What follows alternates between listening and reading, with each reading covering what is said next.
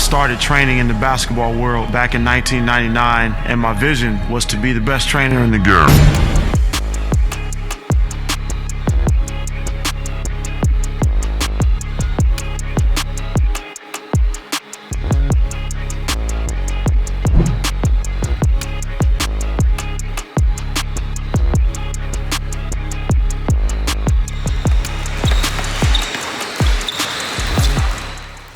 And I think that moves into other areas of your relationship once they understand that you're all about helping them get better. And purely that, then their barriers come down. They begin to trust you and they understand that, hey, coach, all he really wants is for us to get better.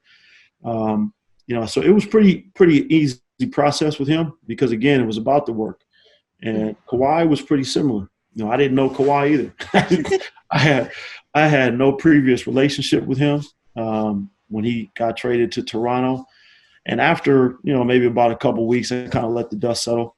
I asked the organization for his number so I could text him.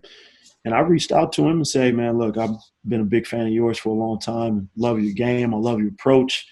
And I said, look, I'm new to the organization just like you, and I'm ready to get some work in whenever you're ready. And he texted me back and was like, when you pulling up to San Diego? that was pretty much how our relationship started. And Kawhi was pretty much the same. He's very no nonsense about his work. And, he was very to the point saying, look, I really want to get better with my ball handling. I want to continue to get better with my mid-range and my post-ups. And he had an idea and a plan of where he wanted to attack. And so that made it easy for me to just fill in the gaps. And, I went to San Diego and spent the whole month with him leading up to the season. And we just worked every day. And we really, again, built a relationship through the work on the floor. And it was a really seamless process. He is what you see. Yeah. There's no fluff. It's nothing. It's just basketball in his family. And his love for the game is just like when you walk into the gym with him, he doesn't want any noise. He doesn't want the music. He doesn't want people in the gym. It's just, look, coach, I just want to get my work in. And that to me, I mean, that's easy. That's easy to deal with in dealing with players like that because you know exactly what they're about. Yeah, it's interesting to hear the different personalities because it's definitely commonplace where a trainer or a coach will even reach out to a player and sometimes they don't get a text back, I've been through that. Kyrie put me up on that one. He he didn't even talk about it. But yeah, little young Kyrie put me. Tell me about young Kyrie. He's still that's like my family. I know. We have such a great relationship. I got to Cleveland again. I didn't know Kyrie either, but Kai had went through a phase of, he just lost his coach. Him and Byron Scott obviously were really close, and so, in times like that. Sometimes players are just like, hey, man, I don't know who these new coaches coming in. And then, he didn't know me. So, and if you don't really know Kyrie, if he doesn't know you, he's not really fooling with you too much. And so when I got to Cleveland, we did a workout, and Kai was spending his time in Miami. So he did a workout, and he left and went to Miami. And, I said, Kai, look, we're going to build a relationship. We'll keep in touch. We'll get some work in. So he gave me a faulty phone number. On purpose? He gave me like the he gave me the bat phone or whatever, the phone that he keeps in the trunk of his car, and he might only check it a couple weeks at a time. So I text him, Roz, and it was like crickets. A couple of days, and then I'll be like, okay. And I kind of expected it. I wasn't surprised. I text him again.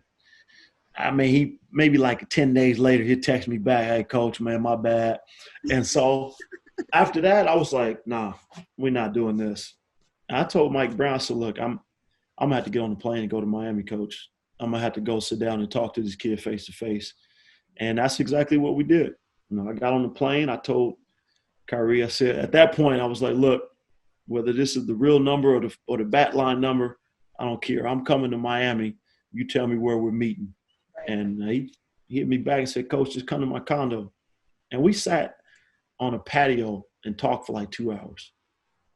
And, really, he opened up and was just basically like, look, coach, I don't know you.